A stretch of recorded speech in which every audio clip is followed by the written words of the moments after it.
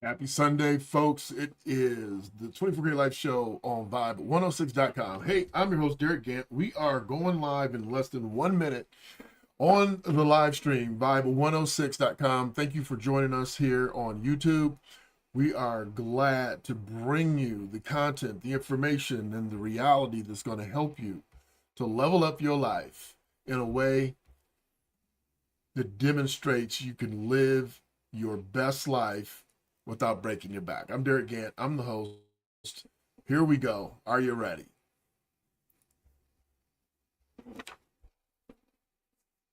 We got a couple special guests today.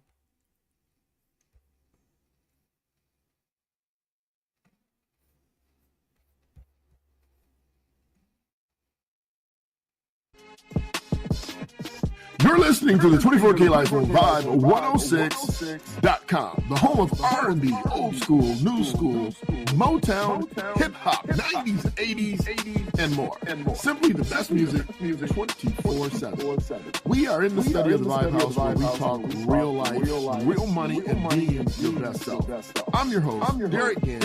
Every Sunday, I'm here to help you think bigger, work smarter, and become unstoppable. You know why? Because around here, we don't chase mediocrity. We dominate and walk in our divinity. This show is about living your 24K life, mastering your mind, money, body, and soul to live boldly and unapologetically at your highest level. Are you ready? Let's lock in. You need to watch this if you struggle with feeling stuck in life. I'll show you how to get the best version of yourself with the 24K Life Code.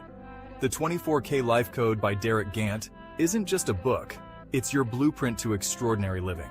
Imagine understanding yourself so deeply that your goals, strengths, and passions become crystal clear. That's the power of. But knowing isn't enough. The next step? It's about turning those insights into deliberate moves that lead you to success. And guess what? It's not as hard as you think. Now let's talk mindset and replaces limiting beliefs with a focus on growth and prosperity. It's about seeing opportunities, not obstacles. Finally, we have. Align your daily activities with your true values and watch your life transform. The 24K Life Code is your map to financial stability and a life filled with purpose and abundance. Ready to live unapologetically and authentically? Your greatness awaits. Hey, today we are talking about getting in the black. In the black is an accounting term that refers to being in a positive financial position. In the black, it is one of the very few areas that being in the black or the word black is associated with something positive. And so we all know that when you're in the red, you are bleeding. That means that you have more month than money and you're not really doing that great. So we want to help you figure out how to get in the black. And we're going to walk you through a pretty extensive structure of what needs to happen for you to position yourself for greatness. That's what it's all about. That's what we're doing today. If you want to join the show, hit us up 419-972-1922. Or if you're live on our YouTube channel, you can just message us. You can say hello, good morning, good afternoon, wherever you are in the world. I know that the sun is shining somewhere on your life.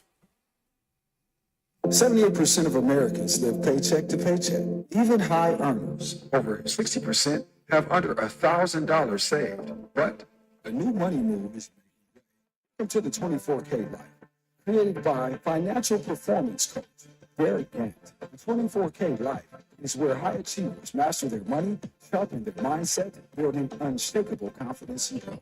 If you're done with the survival mind and are ready to thrive, visit 24klife.org. The 24K Life, be your best. Get the best, leave nothing to chance. Did you know that there are people, institutions, organizations, structures that are pitted? Their whole plan is to just get in your wallet. You know, it's amazing. Even if you take a look at the way records are kept and the score is kept. Let's take credit reporting as an example. So when you take a look at the credit report, you can go to the big three, And we all know that that is Equifax, Experian, and TransUnion. And I did this as an experiment one time. And so people ask me, why my score was so good. And then when I went to go get this loan, it didn't look as good. Well, first of all, let's take a look at the big three. None of them, no one will tell you at either any of those companies how to literally they calculate your credit score. They give you some parameters. They give you some basic fundamental foundational insights, but they won't tell you exactly how it's calculated. And anytime somebody won't tell you something intricate about something that everybody else depends on, you know that there is a significant measure of control. Let me tell you how, I don't want to say bad, but look how bad it really is. So when I went to get my second house, I pulled up my credit score and I took a look at it. And of course, you have to take a look at all three, because the way the lending world works is that they don't give you your high score and they don't take into account your low score. They will take the middle score of your three credit reports, and that's the one they're going to work with. Who knows why? They all have different measuring sticks. So I sign up for this credit tracking while I'm looking to get this mortgage loan. And so you want to track my credit. I want to make sure everything's what it's supposed to be during the whole process. And if you've ever bought a house, or for those of you that have never bought a house, it takes some significant time from beginning to end. I mean, it doesn't take 30 days. It takes 60, sometimes 90 days just when you're dealing with the financing, because they always want more records.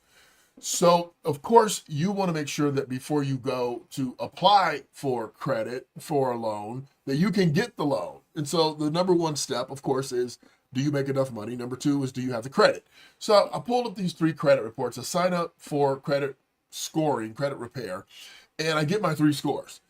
Then out of my business model, I also had access to credit reporting. I know, why would you buy it? But I wanted to see both. And so I pulled up my credit. There's three different scores by a difference of 5 to 10 points, depending on which institution. So then I go to the second set offered through our business. And that was provided, the first one was provided through a bank. The second one was provided through a third-party provider that does credit reporting. So I have access at any given point to 6 credit scores, right? One from inside the bank and one from a third party for each of the three companies, giving you 6 opportunities for a score. Now, you would think, and I thought and was completely shocked, that when I took a look at my credit score, let's just take TransUnion as an example. When I took a look at my TransUnion score at the bank, and it says, okay, you're at 728, you're like, okay, cool. And then I take a look at my TransUnion score from the third party, and it says that you're at 718. So one of them says 728. TransUnion, both TransUnion, one says 718, one says 728. And you're thinking, what is going on with this? So not only was it different for TransUnion, they were all different. And they were never the same at any point in time during the 60, 90 days. I held on to both of these to review. So what it told me clearly is that this game is rigged. The game is rigged. If you get a credit score from the same agency from a different source, but it's the same underlying agency, it's like saying, I'm going to go out and buy a Chevy Cutlass. I was watching this old movie on Pan Am Flight 103, and they was looking at all the old cars from the 1980s. But let's say you have this Chevy, and you get the Chevy you get 2 Chevys, but you get the same exact car from 2 different dealerships, and the car's different. It is not the same car. One can go 80 miles and one can only go 70 miles. And you're sitting there, you're going, it's the same car. It came from 2 different dealerships. What's the problem? I don't understand. The underlying score should be the same, but it's not. So it leads you to believe that there's a scam. So then, of course, you go to the lending institution and you know that your middle score is good enough to get you the loan. And we'll talk about what that rate is a little bit later because we're talking about getting in the black today. And in the black is when you have more money than month, when you have assets, more assets than liabilities. And this is tracked by keeping up with your net worth. And we'll talk about your net worth statement a little bit later, but you're looking at the wrong things, right? You're tracking the wrong statistics when it comes to your personal finance. And I'm going to tell you why when we talk about more about being in the black. But let me finish this credit scenario.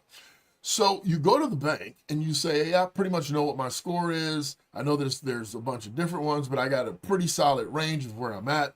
And you go to the bank and trust and believe they use a completely different system. Number one, they don't use a retail system. Number two, they use a FICO score, okay, which is different than the scores you get with TransUnion, Equifax, and Experian. So they use this totally different scoring system, and they use that. And they do look at the three scores, but they look at it from a different lens. This is a much more strict lens. So to give you an idea, when you go and you've heard of a soft pull on your credit. So you say, look, I'm just going to pull to see if I could qualify for this car. Or a soft pull might be you're applying for insurance and they want to see your credit report because they are using that to give you discounts or charge you a premium. So those are called soft pulls. A hard pull is when you are buying a car, you are buying a house, and they ding your credit 10 points for just pulling it. That shows you again that it's a scam when they ding you for pulling it. Now, why would they do that? Like, there's so much to this game that I want to share with you that it takes a lot of time to get through. But I'm going to walk you through this process because it's important that you understand all these little nuances. Now, I can't give them all to you in an hour radio show, but I'm gonna give you as many as I can. So they ding you because what they want you to know or to do is to understand that you cannot go to 10 different car dealers shopping around for a car because they're dinging you 10 points per pull. That means if you go to 10, you're gonna get dinged 100 points. So you gotta be very selective. You don't want to pull hard credit until you're really ready to pull the trigger on that house or that car. Now, when you're doing a house, they're going to do some soft pulls, but you better make sure that nothing changes so that when they do that hard pull, that your score's still good. But you can't be doing a bunch of hard pulls or it's going to hurt your credit. And trust me, I get it. Nothing's changed. Nothing at all has changed. You are still the same person. So let's talk about credit from the standpoint of what it really means. So credit means or is a show of your potential repayment of a loan. Now, that's what they want you to believe that they're looking for. But when they look at credit, they do more than just say, hey, can this person pay me back? So many institutions look at it as a replication or an indication or a view of your character. And I challenge that. Like, I challenge that aggressively because I know lots of really good people with bad credit. And I know a lot of really bad people with really good credit. So, but society will tell you that you're being judged. And if they don't tell you, they're judging you based on your credit. Are you a good person or a bad person? Are you a upright standing citizen or are you not? And as I'm telling you, I've gotten into verbal matches, I will call them. I won't say fights about this. Let me give you an example. I was asked by my local high school that I went to, that I'm alum of, to help support these families financially. And give them kids scholarships. I went to an all-boys school, our college prep, and they wanted some help. And so I asked them, of course, okay, well, what are you doing with the money? Well, we're going to put it into this fund for scholarships. Okay, what's the criteria to get the scholarship? One of them were to pull credit. And we know inherently that people with a lesser social economic position, more often than not, they're struggling, and they're struggling to pay their bills just to eat, just to get by. They're not going to have the same credit. But you want these kids in the school, at least you say you do, and you're going to do everything impossible to make sure that they can't come or stay. I mean, it's ridiculous. So as we're talking about my contribution, and I'm pushing back on this credit as being part of the awardee's potential, and they're saying, well, it's a sign of character. And it got kind of heated. I shouldn't even use the word kind of. It got really heated because it's not a sign of character. It's a sign of circumstances. And I'm not suggesting to you that I haven't had a time where I've had plenty of money in the bank and was late paying a bill, too busy, not focused on it. And of course, something like that might ding your credit. Now, that is a legitimate sign of late pays. If you're late, you're late. That is a sign that you might pay late if you're trying to go get a loan. It is not a sign of if you're a good person or a bad person. So one of the first things I want to share with you is that you cannot let society dictate to you if you're a good person or not based on your credit. You gotta do everything that you can to improve your credit score, but not own any labels that go with it. So today we're talking about getting in the black. You need to have good credit because credit is a leverage that you can use. You remember the old saying, use other people's money, right? Other people's money. It's OPM. So we want to use other people's money when we're making big purchases so that we can take our money, the money that we have allegedly saved up, invested, to make sure that money continues to work for us. Now, the key, of course, is that when you're borrowing money, you need to make sure that it's not costing you more than you're making on the money that you're allegedly supposed to be investing. So when you do these things, they're short term. They should be short term. That's why you don't want to overbuy, right? And I did a video this week on being house poor. And I'll walk you through this also because it's one of the reasons why you might not be in the black. Right? Being car poor, being house poor. You know the definition, of course, right? You got so much car that is hurting you personally and you can't survive or pay your bills. Being house poor, you're paying so much money into your home that you have none left to do anything else. You can't go on vacation. You can't get extra resources for your family because all of your money's going towards home ownership. And when people do that, you might say, well, why do people do that? Number one, of course, you're forced to do it because if you look at it and say, man, I'm a young person. I'm 20 years old. I'm 25 years old. I'm 30 years old. I'm trying to start my family. I don't want to pay rent for the next 30 years. I want to be able to recollect the contribution that I'm putting into my living circumstances, right? That's a fancy way of saying I want my money back. So instead of paying rent, you buy. But when you buy and you're making less money, the percentage of what goes to your housing cost is going to be a lot greater. What am I saying? I'm saying to you, listen very clearly. If you want to get in the black, you got to always stay a little bit under. So you might qualify. So you go to the bank and the bank says, yo, we got this rule. It's called 2836.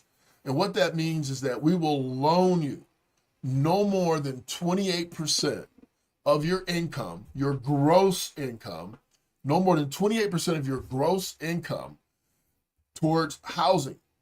On the other side, the 36, all of your debt, your car, your bills, your housing debt, your life debt, can't be more than 36% of your gross income. Now, if you've been in finance or had any of these discussions at any time, you know right off the rip that you're in trouble. I mean, like you are in trouble. Number one, if you make $100,000, they're telling you we're going to allocate you to spend $28,000 just for housing. Okay, $28,000 divided by 12 is $2,300. But here's the problem. You're not bringing home $8,333. That's gross. See, they're telling you, we're going to do this for you. We're going to give you this special deal, but it's based on your gross. And you don't even bring that home. So by the time you actually get your bring home pay, and if you take the deal of saying, I'm going to max out and take the 28% that they're telling me I can afford, and I'm going to buy as much house as I can get, you probably are going to end up house poor, because they're not taking into account the fact that you've got to pay taxes on that money. You got money going into your 401k plan. You are not bringing home that much money. So that is a fake number. And that's how they keep you in the red.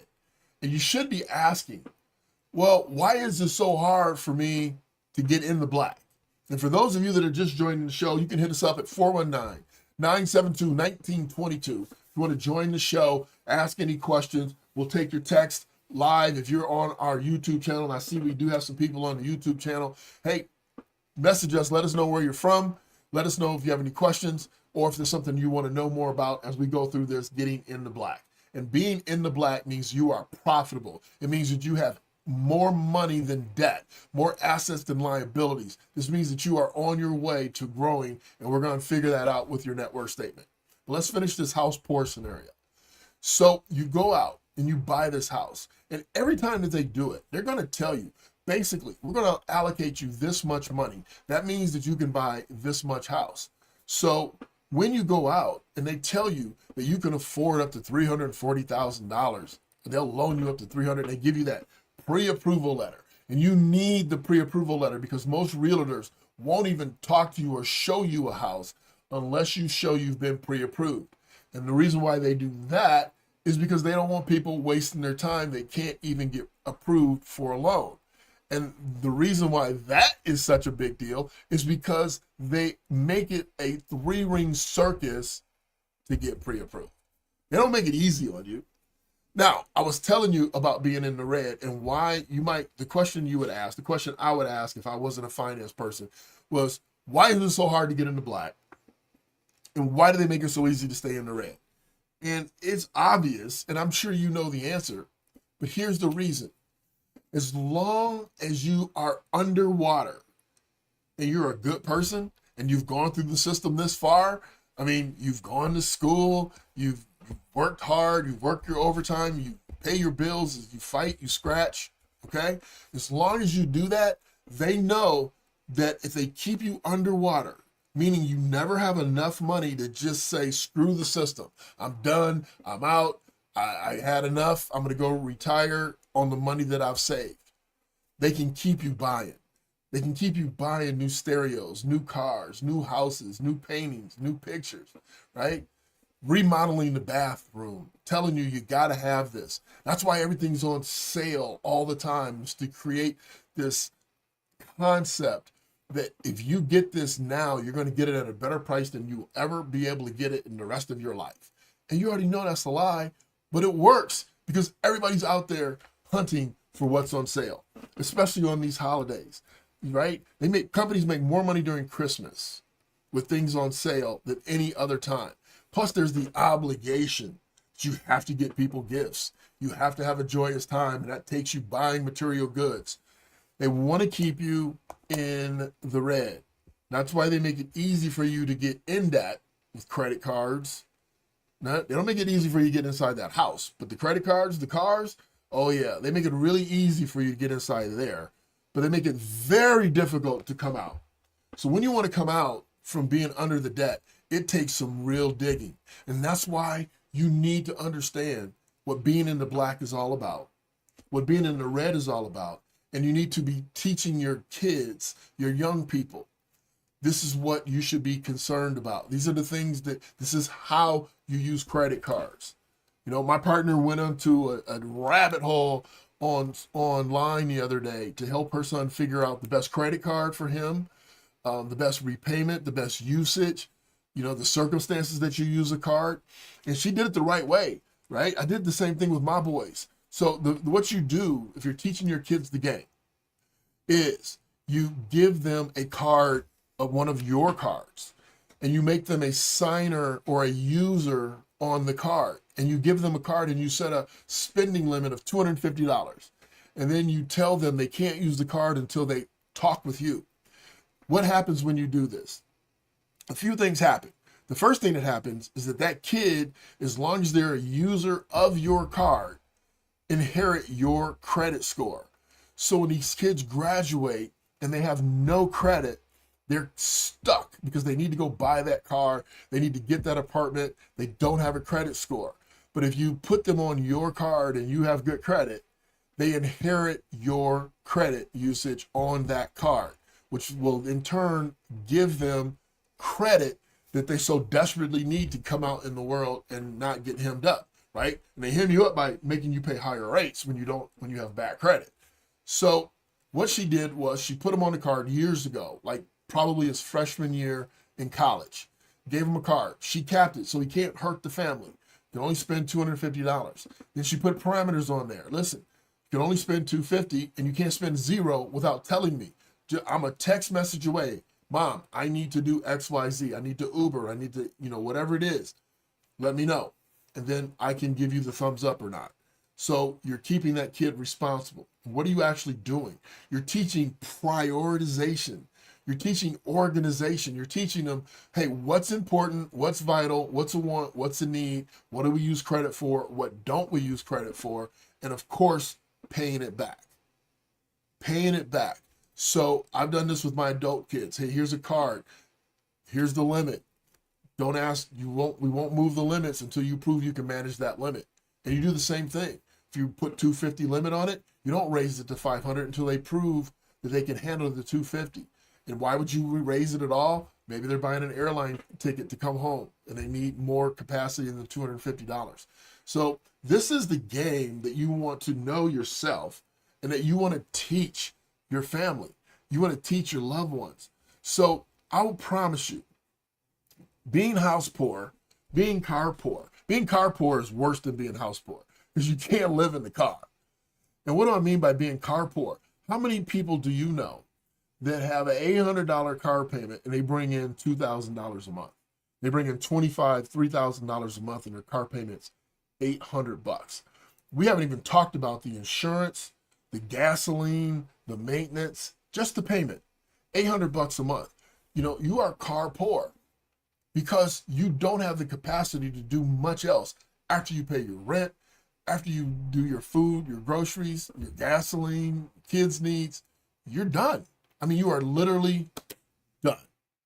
I'm Derek Gant. He wants you to make sure that you're learning from this episode, that you're understanding that being in the black is the place to be. We're going to talk the second half of the show about how to get in the black. What can you do? What should you do? But we're going to play our favorite song before we ever do anything else. We'll be right back. If you want to join the show, hit us up, 419-972-1922. I'm Derek Gant, 24K Life on Vibe106.com.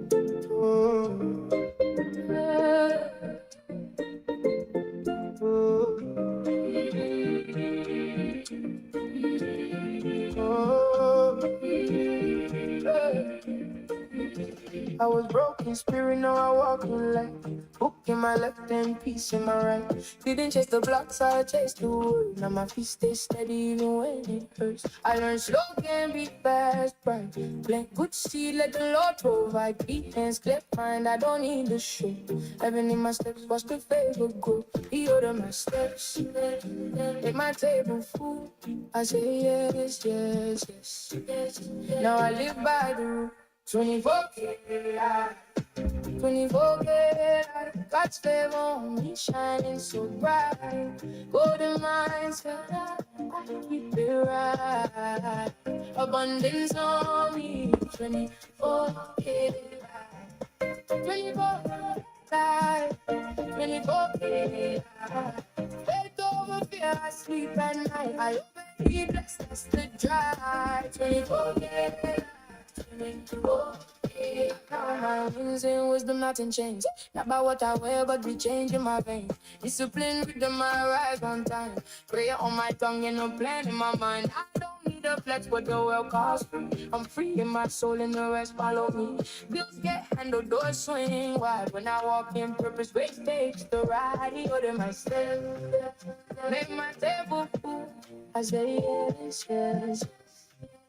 Now 24K life. 24K life. God's favor on me shining so bright. Golden mindset, I keep it right. Abundance on me. 24K life. 24K life. 24K life. Wake up, sleep at night. I obey, bless, that's the drive. 24K. Not from the streets, but from the throne. Built on the rock, I stand alone. Every closed door, guide. Now I move with heaven on my side. 24K, stay on me, shining so bright. Golden mindset, I keep it right. Abundance on me, 24K life. 24K life. 24K life. Wake up, fear I sleep at night. I obey, that's the drive. 24K life. 24K life. 78% of Americans live paycheck to paycheck. Even high earners, over 60%, have under $1,000 saved. But the new money move is making way. Welcome to the 24K life, created by financial performance coach Derek Gant. The 24K life is where high achievers master their money, sharpen their mindset, building unshakable confidence and growth. Done with the survival mind and are ready to thrive. Visit 24klife.org. The 24K Life. Be your best. Get the best. Be nothing to chance. Hey, we're talking about being in the black. You know, being in the black is a good thing. It's the first time ever it's a good thing. I was going to call my book From Red to Black, and I decided that I wanted to talk about more than just money in the book, so we didn't name it Red to Black, but man, it's still my all-time favorite.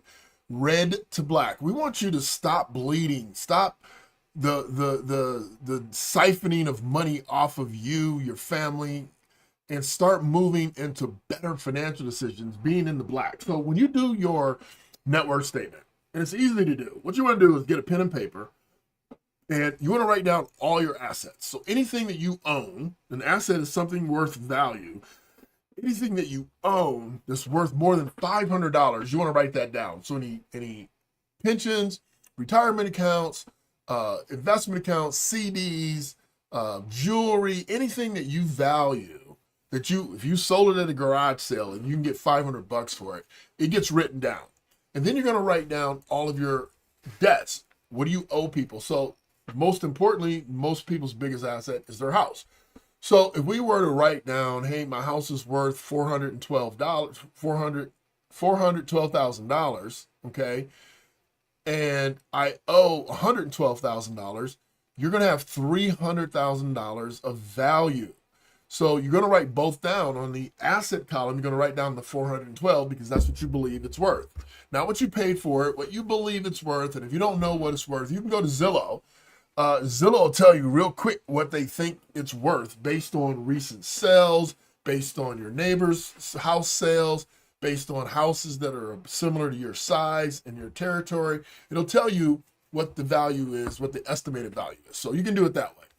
Then you know what you owe. You go to your online, go to your bank, and you pull it up and you say, hey, I owe, $112,000 on the property. So you know what you owe. Now you know, give or take what it's worth, you know what you owe. You're going to add up all that. You're going to put all your debts and liabilities on the other side of the column. So if you owe credit cards, if you owe on your car, you're going to put the value of the car, and you're going to put what you owe on the car. Two different ledgers, assets, liabilities. You're going to add up those assets. You're going to add up those liabilities, and then you're going to subtract the liabilities from the assets. If the assets are greater than what you owe, then you are in the black. You are doing great, right? Maybe not great. It's all relative, depends on how old you are, but you're in the black. And that's the first step to any real wealth building, is being in the black. In the red means that you have more liabilities than you have assets. Now, most people, and when I say most, I mean the majority, have have more liabilities, more red than black. To give you an example, a lady calls me a couple days ago and she wants us to help her get into the black. Now, those weren't her words, these are my words. But she wanted some help financially. So I said, okay, let's get all the basic information. So she tells me I am going to turn 50 at the end of the month, and I have student loans, I have some medical bills, I have some credit cards, I have some payday loans. And I said, okay, so I wrote all that down. Then we wrote down our income, and then we talked about assets. What do you own? Well, I rent, so I don't have a home. Okay. Well, I'm divorced, and so I had to pay XYZ. Okay. Long story short, she had way more liabilities than assets, and she's 50 years old. So at this particular point, and this is not an unfamiliar territory for a lot of our clients, we need to focus immediately on not spending any more frivolous money.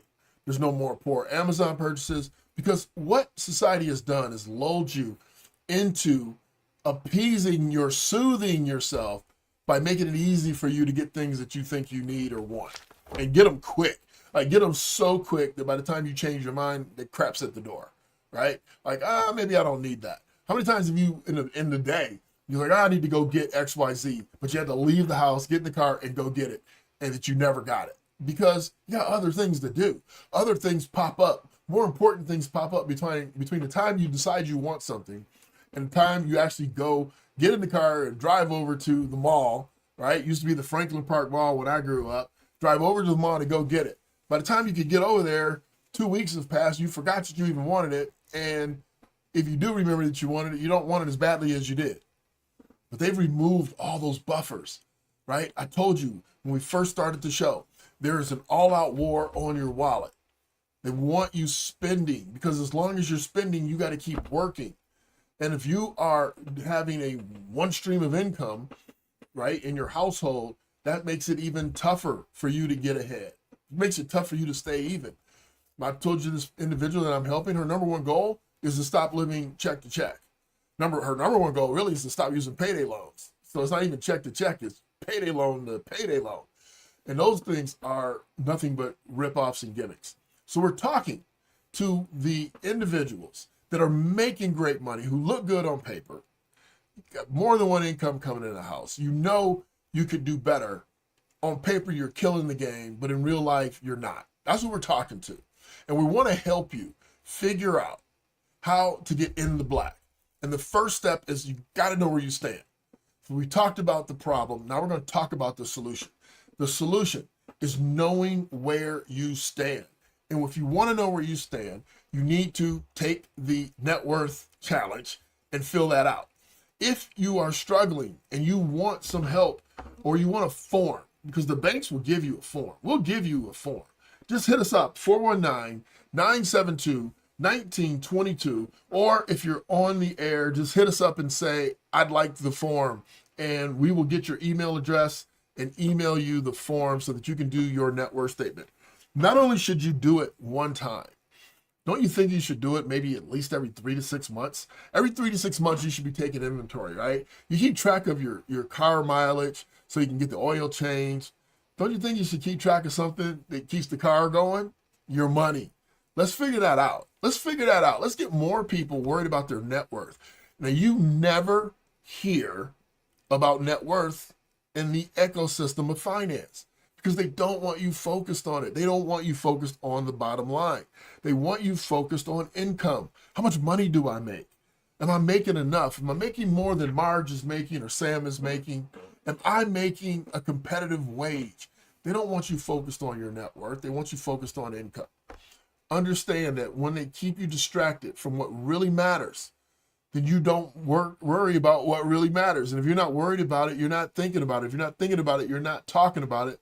And if you're not talking about it, you're not doing nothing about it. But we're going to change that. We're going to start thinking about, noticing, and wondering what our net worth is. We've already said, listen, your credit score is not your character. It's a representation of the cards you've been dealt, and hopefully the tenacity that you have. And if you don't have it, man, team up with somebody who does, right? Team up with somebody who does. Hopefully, if you don't, your partner has the tenacity to want to track this down, to improve this. But you got to launch your new life, your new in the black mindset with where do I stand right now. So if you own rental properties, if you're an entrepreneur, yes, you can add up your computers. You can include all those things on your list of assets versus liabilities because you've earned them, you've purchased them, you spent the money on them. So the first step is to know where you are. The second step is to rearrange that list. So if you have something, let's say for instance, you have your carport and your lease is going to be up. Man, let's think about leasing something that will get us to work and get us to home that we can trust. So maybe you still get a new car, you just don't get the high-end version. Maybe you get something that is way more affordable. So instead of paying $700-800, you're paying $200, $300, $400, and take the spread, that gap, and let's put that money to work for ourselves.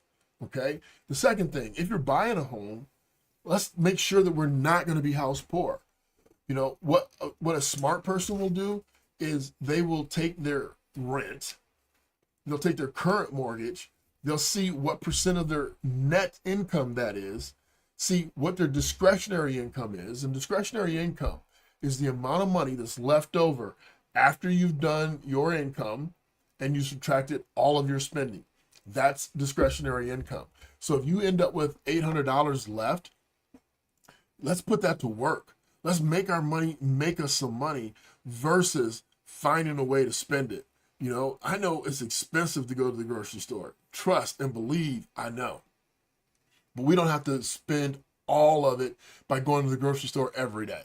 Let's figure it out. Let's get a list. Let's go to the right store. Let's make the right money moves and make sure that we're managing our resources to the best of our ability.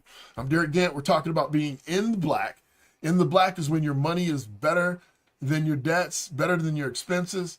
You have more money making you money. That's called being in the black. We're talking about that today, and we'll be right back.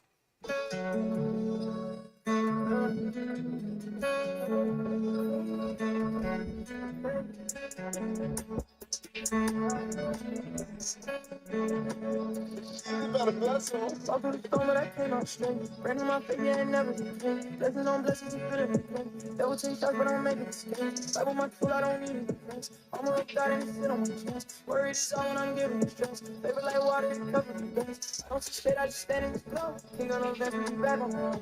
Vision from God, and it came with a flow. Triple spirit, clean on my soul. Faith all day, came my way. Grace so strong, it found my way. Light so bright, I'm in my shade. Walk with God, never tune in. Sold out gates, faith every day. Kingdom increase, throwing away. Peace in my chest, and I'll be replaced. Holding this word, running my race. Trials gon' come when I stand on his name. Breakthrough soon as I'm giving him praise. Blessing overflow, way. Walking his light, I don't see the shade. Back at it again, we move with the king. Holy Spirit dripping and cover the team. Favorite so heavy, busting the seams. Hope in my pocket, not chasing no green. Warfare, but I'm keeping my stance. That will throw life, they never advance. Let's just keep rising and feel like a chance. God got the plan, I'm just giving the chance. Ran through the valley, he carried me through. The storms came heavy, but they never moved. Kingdom invested, I walk in the truth. I shine 'cause you shine, it's nothing but proof. Through all the pain, yeah, you lift me higher. Don't expire, heart on fire. Walk with the king, ain't nothing required. Covered by grace, that's all I desire. Sold out gates, faith every day. Kingdom increase, throwing away. Peace in my chest, cannot be replaced. I'm holding his word, I'm running my race. Trials gon' come, but I stand on his name. Breaking soon as I'm giving him praise. Blessing on flow, feel like a wave. Walking his light, I don't see the shade. He lifted me, he got me, I'm walking like me. He lifted me. That's Easy on the Track, Sold Out Gates. Hey, check him out, Easy on the Tracks. It's EA$Y. Makes some great tunes. He is the creator of the 24K Life Code song. We love Easy on the Track. Make sure you check him out. This is Derek Gant on Vibe106.com, coming to you strong, helping you figure out how you can improve your financial life today, tomorrow, and Have you ever been paralyzed by fear? Do you allow others to influence your desires?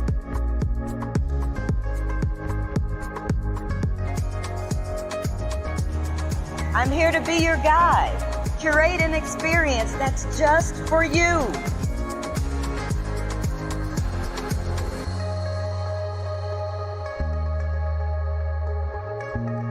am Dawn Jackson, and I am the dopest life coach that you didn't know you needed.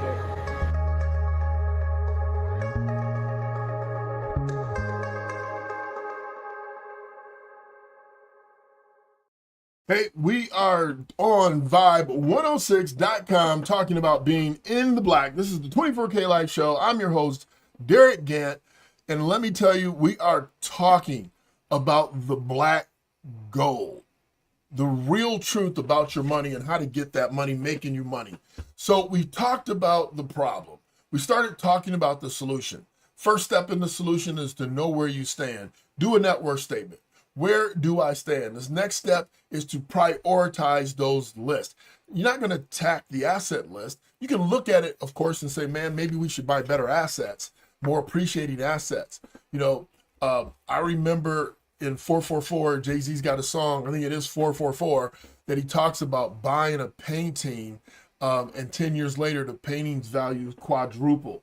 So we want to buy assets, things that appreciate in value. Buy a car, it's going to depreciate as soon as you buy it off the lot. And if you want to buy an antique car, man, that would be considered an asset, something that is maintained and increased its value, definitely something that you've paid less than what it's worth. So we want to take that premise and apply it across everything that we do.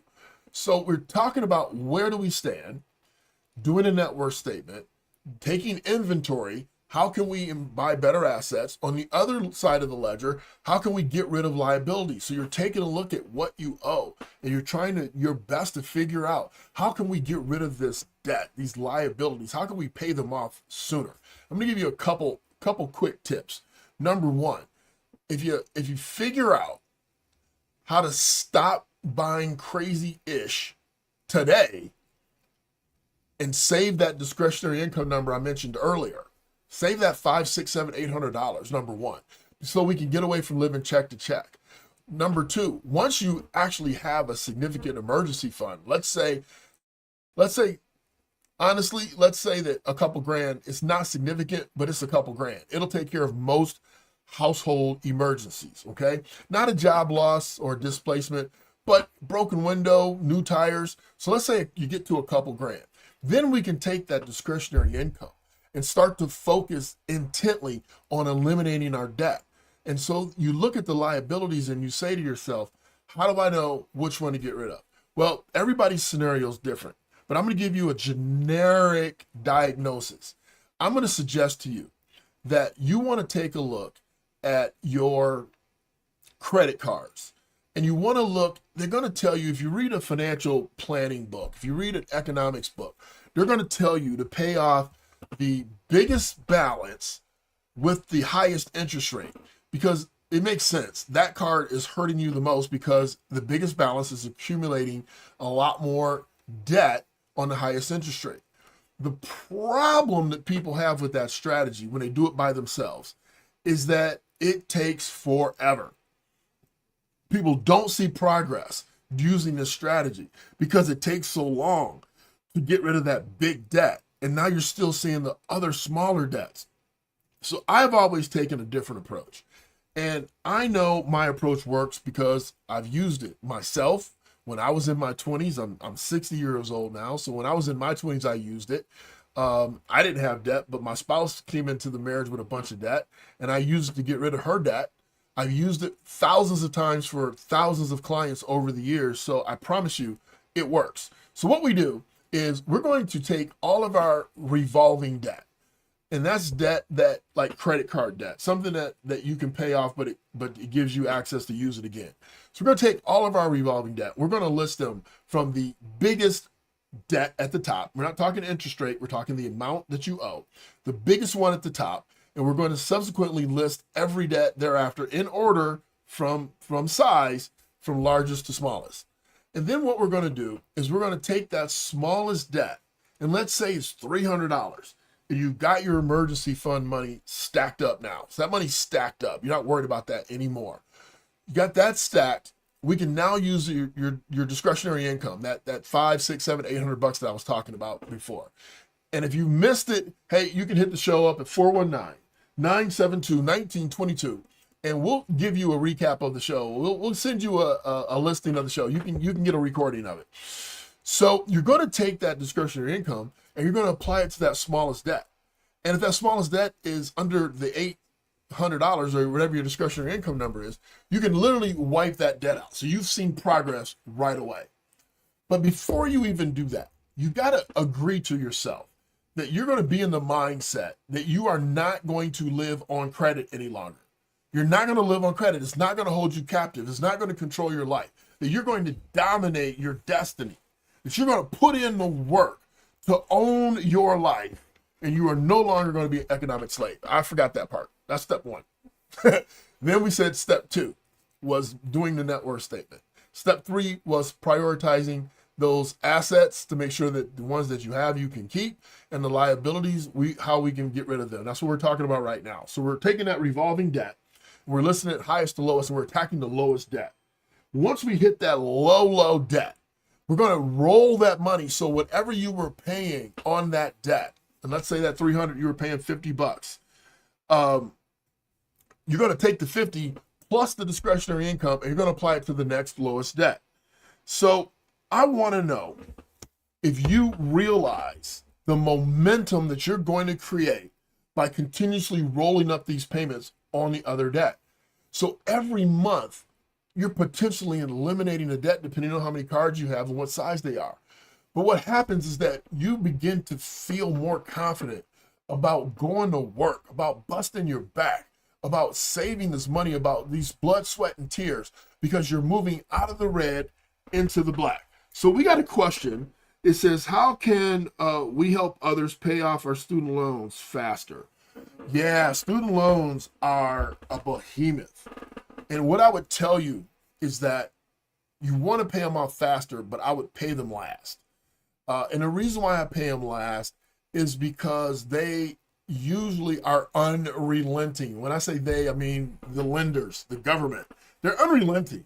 So if you were to put that into deferment, or put it off for a little while, or make the minimum payment, okay?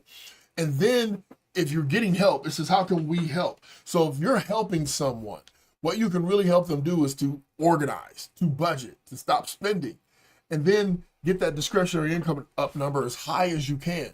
And we're going to do that by making sure we pay off all the other debts, okay? And once we have those debts paid off, let's say all of our debts are paid and we still have these student loans. So what you want to do with the student loans is you want to make sure, number one, that you're paying them on time. Because depending on the field that you work in, there are certain professions that they will forgive student loans. Nurses, teachers, there's certain institutions that will forgive them, okay? So you might fall into that category. So you want to pay them on time. You want to pay them good standing, because if you don't, and you qualify for the 10-year forgiveness, you won't qualify if you've missed payments. You got to have steady payments. So first of all, let's make sure we're making the minimum payment. Second of all, let's get rid of all the other debt. So now all of a sudden, if you were paying, $1,400, $1,500 a month going out of the house to credit cards and those type of debts, and that money stays in the house now, okay? Now you can say, I'm going to take half that money and I'm going to start really piling on my student loans. I'm going to pile on my student loans. I'm going to aggressively go after those. The problem with student loans for most people is that they are enormous. People have gone to 3 different colleges. They've started and stopped. They have $50,000, $60,000, $70,000 of debt. It's growing at an unimaginable rate. So when I tell you to ignore them, I'm just telling you, make the minimum payment, but then attack them like a vengeance once you have your money making you money. Once you got rid of all the other credit card debt. You can't negotiate with those. I won't say what they are, but you can't negotiate with student loan debt. So therefore, if you're helping someone, the best way you can help them is to get debt free, other than the student loans. Help them get debt free. Help them get their emergency fund, get their 401k started, and then make sure that every payment, if you're physically helping them by giving them money, make sure that that money is going towards debt elimination. And then once they get rid of their debt, make sure that money is now going towards the student loans. So the student loan game is a tough one to overcome, but you can still do two things at once. We like to say around here that two things can be true at the same time.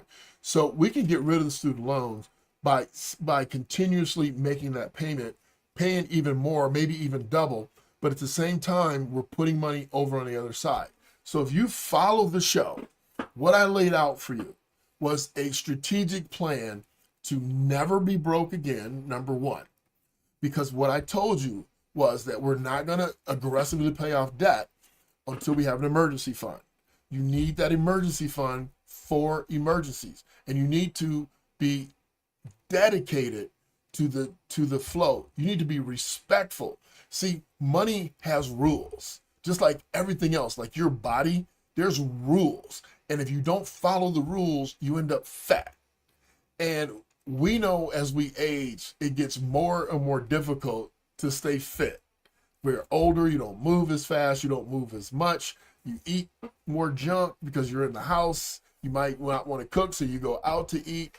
So there are rules to the game. There's rules to the fitness game, there's rules to the money game. If you don't pay homage to the rules, then you're going to continue to get what you always got. If you want to know why people who seemingly are ill-intended, right, thieves, criminals, white-collar crime, and they continue to win, they honor the money system. You can honor the money system even if you're doing it the wrong way, meaning illegally. If you follow the rules, bankruptcy doesn't care, doesn't ask what your character is. Bankruptcy doesn't care, doesn't ask, right? So the question isn't the bankruptcy. And don't let things like that put a negative light on you. What you want to make sure that you do is if you're filing bankruptcy, if you file bankruptcy, that you learn from those mistakes so that you don't repeat them and stay in the black. I can promise you, people that I talk to all the time say, I wish I would have found you after my first bankruptcy, because 7 years later, they're filing again and it's not comfortable. So let's not try to figure out how to make paint dry faster. Let's figure out how we can be better stewards, how we can be better money managers, how we can make our money make us more money. And you want to do that by owning, not leasing. You want to do that by putting money in your pension plan, your 401k program. You know what? They match. You're not doing the smart money move if you don't at least put in the dollar match. For you entrepreneurs, you know, you need to get a partner. And I don't mean like a business partner. You need a banking partner. You need a financial coach. You need a partner that's going to help you be accountable, to understand what your numbers are, like your numbers. Are you just breaking even? Or are you priced in the market right? I'm not going to get into entrepreneurship. We'll talk about that maybe next week. This week, we're talking about getting into black. Next week, we'll talk about getting into black for entrepreneurs, because it is very difficult to do. But trust and believe, you can do it. If I did it, you can do it. So everybody's been asking me, how can I do this? How can I stay at such a luxurious hotel in North Beach, Miami called the Sherry? I can do it because of my friend Derek, because I applied the smart money principles that he displayed for us all. Listen, check him out. We're I'm here. sure you've heard the news.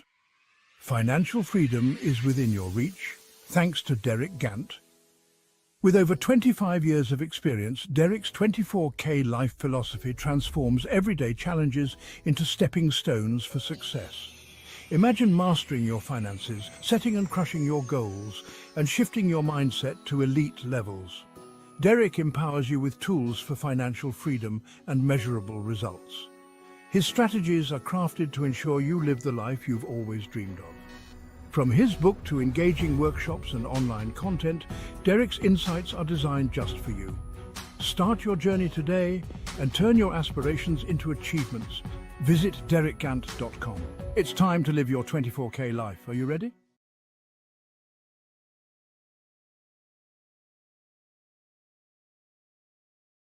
This is Vibe106.com, the 24K Life Show. Hey, this is your host, Derek Gant, talking about being in the black. How can you get more, keep more, make more, and have your money making you money? Well, we figured out that being in the black means that you have more assets than liabilities. You have more monies than debt, more assets than liabilities. If you need to figure out how to get your financial statements in order, make sure you hit us up. We'll definitely help you. 419-972 1922. We're excited about this week because this week is our week. It's our turn. It's our season. This is another song by Easy on the Tracks. But we're going to talk over these tracks a little bit because we only have a few minutes left and I want to see you prosper. Listen very carefully. You do not have to suffer in silence. Quiet desperation. Reach out. Ask someone, how can I improve? How can I fix this financial cluster so that I can have more money, more resources, more opportunity, more chances, more love, more hope, more vacations? Listen, we were built to have more. And if you don't realize that you're a creator and you've created the mess, now it's your responsibility to create the solution. Let's get together. Let's fix our finances. Let's live a higher standard of living because that's what we know we were called and coded to do. I'm Derek Gant. Have an amazing week this week. Don't let it hit you. Be your best. Bring your best. Leave nothing to chance. My spirit, cover the mess. He gave him peace. I know the rest. Count on the mercy. Watch how it stretch. Glory gonna shine. Hey fam, thanks for joining us on YouTube. Great show. You know, wasn't as excited as normal because I want you to get this. I want you to feel the seriousness of getting into black. You can do it. If I did it, you can do it. Thousands are doing it. Let one of them be you.